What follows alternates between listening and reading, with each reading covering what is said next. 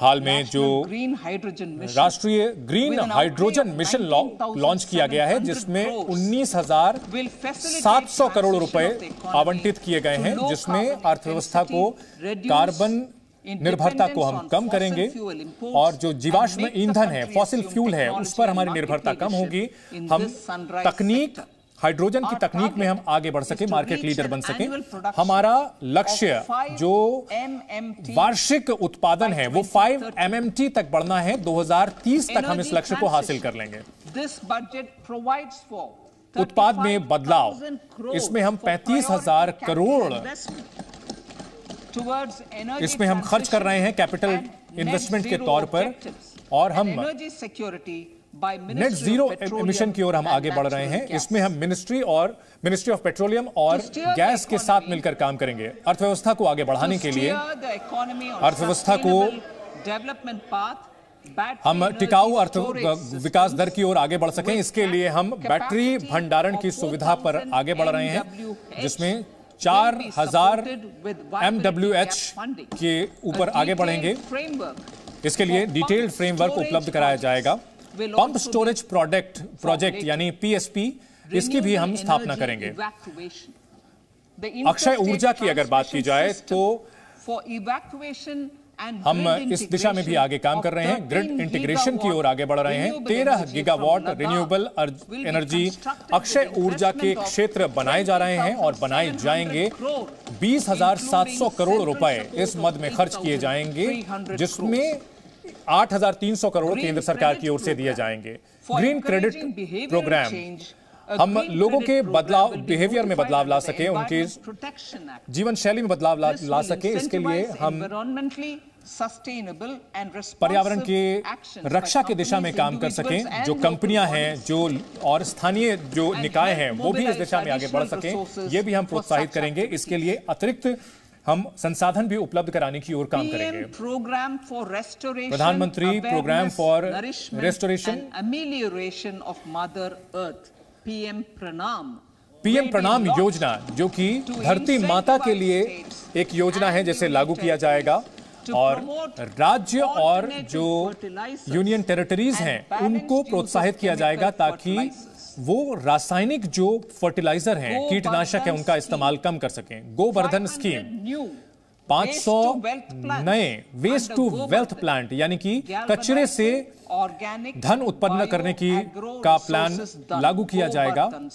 Govardhan scheme, इसमें गोबर का इस्तेमाल प्रमुखता से होगा। इसकी स्थापना की जाएगी ताकि एक वृत्ताकार इकोनॉमी, सर्कुलर इकोनॉमी का गठन किया जा सके।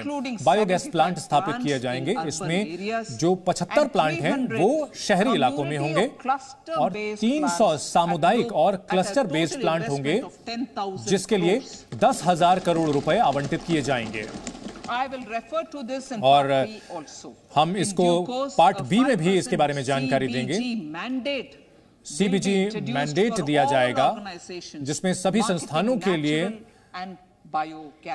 जो नेचुरल और बायोगैस है उसकी मार्केटिंग करने के लिए, बायोमास का जो संग्रह किया जाता है, कलेक्शन किया जाता है, उसको सही तरीके से किया जा सके, उसके लिए मदद की जाएगी। राजकोष से धन उपलब्ध कराया जाएगा। भारतीय प्राकृतिक खेती के लिए पिछले कुछ साल में 1 करोड़ किसानों को हम ये सुविधा उपलब्ध कराएंगे, जिसमें वो प्राकृतिक खेती की तरफ जा सकेंगे। रासायनिक खेती से वो प्राकृतिक खेती की ओर जाएंगे। इसके लिए स्पीकर महोदय 10,000 बायो इनपुट रिसोर्स सेंटर बनाए जाएंगे और इसमें राष्ट्रीय स्तर का जो वितरण, माइक्रो फर्टिलाइजर और कीटनाशक नेटवर्क है वो तैयार किया जाएगा। एक मिष्टी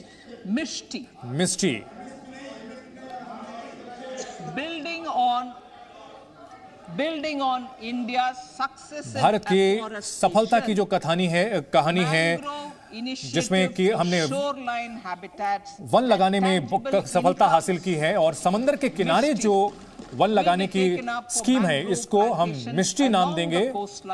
मैंग्रोव, जो कि समंदर के किनारे पेड़ लगाए जाते हैं, जो खारे पाने वाले इलाके हैं उनको फायदा होगा, उनको मनरेगा से जोड़ा जाएगा, कैंपा फंड से जोड़ा जाएगा और दूसरे सोर्सेस से भी उनको जोड़ा जाएगा। अमृत धरोहर।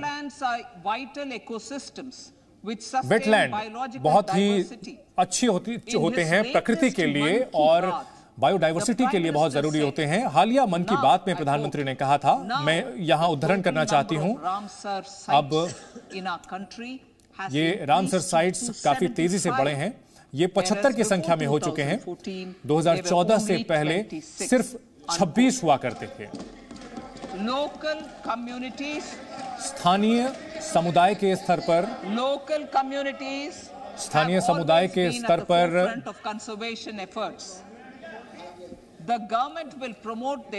पर्यावरण की रक्षा करने के लिए स्थानीय समुदाय काफी सक्रिय रहे हैं और अमृत धरोहर के जरिए हम उनको जोड़ रहे हैं। ये जो स्कीम है इसको अगले 3 साल में लागू किया जाएगा ताकि जो वेटलैंड्स हैं उनको प्रोत्साहन दिया जा सके, बायोडाइवर्सिटी को, जैव विविधता को बढ़ावा दिया जा सके, इको टूरिज्म की भी उपलब्धता होगी और स्थानीय समुदाय के लोगों के लिए रोजगार के मौके भी इसके जरिए बनेंगे। तटीय जो शिपिंग की सुविधा होती है उसको हम आगे बढ़ाएंगे ताकि ये जो है एक सस्ता होता है और प्रकृति के लिए सही होता है। ये पीपीपी मोड पर लागू किया जाएगा और इसकी व्यवहारिकता को देखा जाएगा। विवाद जो वाहन होते हैं उनको बदलने की जो स्कीम है, replacing, absolutely, thank you, replacing old polluting पुराने वाहनों को, पुराने वाहन जो प्रदूषण करते हैं उनको बदलने को लेकर, पुराने वाहनों को बदलने को लेकर प्रदूषण फैलाते हैं, ये बहुत जरूरी है ताकि हम अपनी अर्थव्यवस्था को साफ सुथरी कर सकें। जो स्क्रैपिंग पॉलिसी है 2021-22 में हमने इसके लिए पर्याप्त आवंटन किया था ताकि जो पुराने वाहन हैं उनको स्क्रैपिंग की जा सके। राज्यों को भी मदद दी जा रही है। जो पुराने वाहन हैं और पुराने सरकारी एम्बुलेंसेस हैं उनको भी बदला जा रहा है। अब हम छठी प्राथमिकता की ओर बढ़ते हैं, युवा शक्ति। हमारे युवाओं को मजबूत बनाने के लिए, सशक्त बनाने के लिए, ताकि हमारे युवा अपने सपनों को साकार कर सकें, हमने राष्ट्रीय एजुकेशन पॉलिसी, राष्ट्रीय शिक्षा नीति को लागू किया। लेकिन उसमें एक अहम बात है जिस पर हम कौशल विकास पर ध्यान दे रहे हैं। आर्थिक व्यवस्था से जुड़े, नौकरी की व्यवस्था के मौके बढ़ें और साथ ही साथ जो कारोबार करने के इच्छुक हैं उनको हम सहायता कर सकें। प्रधानमंत्री कौशल विकास योजना की अगर बात करें, प्रधानमंत्री कौशल विकास योजना 4.0 की स्थापना की जाएगी जिसमें लाखों युवाओं को कौशल विकास के रास्ते पर ले जाया जाएगा अगले कुछ सालों में। ऑन जॉब ट्रेनिंग यानी नौकरी के साथ साथ ट्रेनिंग की जो फैसिलिटी है, इसमें कई कोर्सेज को एक साथ जोड़ा जाएगा और जो हमारे उद्यम हैं, जो हमारी इंडस्ट्रीज हैं, उनकी जरूरत के हिसाब से नए जो पाठ्यक्रम है उसको जोड़ा जाएगा। इसमें AI, robotic, aortic, 3D printing, drone और दूसरे सॉफ्ट स्किल्स को भी इसमें जोड़ा जाएगा। युवाओं को अंतर्राष्ट्रीय स्तर के हिसाब से कौशल विकास किया जा सके। 30 स्किल इंडिया डेवलपमेंट सेंटर को भी स्थापित किया जाएगा। पूरे राज्यों में, अलग अलग राज्यों में इनकी स्थापना की जाएगी। डिजिटल माहौल, डिजिटल इकोसिस्टम कौशल विकास के लिए इसको और विकसित किया जाएगा। इसको एकीकृत स्किल इंडिया डिजिटल प्लेटफॉर्म बनाया जाएगा। इसका मकसद ये होगा कि जैसी जरूरत है उस हिसाब से कौशल विकसित किया जा सके, एमएसएमई के हिसाब को इसमें जोड़ा जा सके। साथ ही साथ जो हमारे उद्यमी हैं, उद्यमी स्कीम्स हैं, उनको सरल बनाया जा सके। इसमें स्टाइपेंड उपलब्ध कराया जाएगा। 47 लाख युवाओं को अगले 3 साल में स्टाइपेंड उपलब्ध कराया जाएगा। डायरेक्ट बेनिफिट ट्रांसफर दिया जाएगा। नेशनल अप्रेंटिस प्रमोशन स्कीम हम लागू करेंगे। पर्यटन की अगर हम बात करें, माननीय स्पीकर महोदय, एक एकीकृत और इनोवेटिव अप्रोच के साथ, एक पद्धति के साथ कम से कम 50 जो डेस्टिनेशन हैं उनको हमने चिन्हित किया है। इसके अलावा हम और पहलू जो हैं जो सीधे सीधे उनको जोड़ा जा सके, हम अलग अलग तरीके होते हैं। फिजिकल कनेक्टिविटी हो सकती है, टूरिस्ट गाइड है, टूरिस्ट की सुरक्षा को हम ध्यान देंगे। साथ ही जितने भी जुड़े हुए पहलू हैं वो एक ऐप पर उपलब्ध कराए जाएंगे ताकि जो हमारे सैलानी आते हैं उनको अच्छा अनुभव मिल सके। हर डेस्टिनेशन को पूरे पैकेज के तौर पर विकसित किया जाएगा। हमें स्थानीय तौर पर और जो विदेशी सैलानी आते हैं सभी के लिए हम इसको विकसित करेंगे।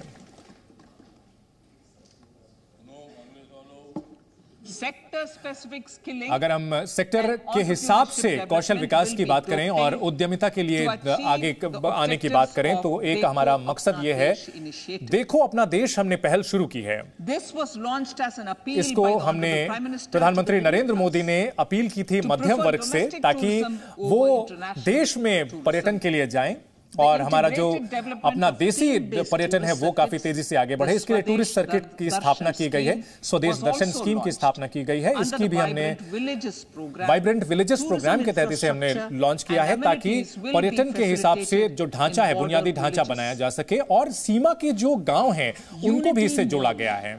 यूनिटी मॉल, एकता से जुड़े हुए मॉल, राज्यों को प्रोत्साहित किया जाएगा ताकि वे यूनिटी मॉल की स्थापना करें अपने राज्यों की राजधानी में या फिर जो कि प्रमुख सैलानी केंद्र है वहां ये इसकी स्थापना करें, ताकि अपने एक जिला एक उत्पाद का जो की अवधारणा है उसको आगे बढ़ाएं। साथ ही जीआई प्रोडक्ट्स, जो जीआई टैग मिलता है उन प्रोडक्ट्स को आगे बढ़ाया जाए। हैंडीक्राफ्ट प्रोडक्ट्स हो वहां पर उनकी स्थापना की जाए, उनका प्रमोशन किया जाए, सभी राज्य इसमें जुड़े। इसके अलावा प्राथमिकता नंबर 7 की बात की जाए, वित्तीय क्षेत्र की बात की जाए। वित्तीय क्षेत्र में जो हमने सुधार किया है, जिसमें तकनीक का इस्तेमाल बेहतर तरीके से किया जा रहा है ताकि वित्तीय समावेशन हो सके, लोगों को जोड़ा जा सके, तेजी से लोगों को सब सुविधा मिल सके, सर्विसेज मिल सके और इसमें ज्यादा से ज्यादा लोग वित्तीय बाजार में जुड़े। इसको हम और कई उपाय इसमें जोड़ रहे हैं। क्रेडिट गारंटी एमएसएमई के लिए पिछले साल हमने प्रस्ताव दिया था कि क्रेडिट गारंटी स्कीम को पुनर्जीवित किया जाएगा एमएसएमई के लिए, और हम यहां पर काफी खुशी के साथ ये कहना चाहते हैं कि जो ये पुनर्जीवित स्कीम है, रिवैम्प्ड स्कीम है, 1 अप्रैल 2023 से हम इसे ला रहे हैं, जिसमें 9,000 करोड़ रुपए का एक कॉर्पस हम जुटाएंगे। इससे additional collateral free guaranteed credit of बिना किसी कोलैटरल के 2 लाख करोड़ रुपए तक का कर्ज मिल सके एमएसएमई को, ये इस सुविधा मिलेगी और उनका जो जोखिम है वो कम होगा। राष्ट्रीय फाइनेंशियल इंफॉर्मेशन रजिस्ट्री की स्थापना की जाएगी ताकि ये एक केंद्रीय पोर्टल होगा जिसमें कर्ज का प्रभावी तरीके से फ्लो हो सकेगा, सही तरीके से पहुंच सकेगा, साथ ही जो वित्तीय स्थिरता है वो आ सकेगी। इसके लिए हम कानूनी तरीके से कानूनी ढांचा भी लाएंगे, पब्लिक इंफ्रास्ट्रक्चर भी होगा और इसमें हम आरबीआई की सहायता से इसे लाएंगे अमृतकाल की जरूरतों को पूरा करने के लिए। साथ ही वित्तीय क्षेत्र को सरल बनाने के लिए जो जनता का जो भागीदारी है वो बेहद जरूरी है और इस प्रक्रिया को हम बेहतर करेंगे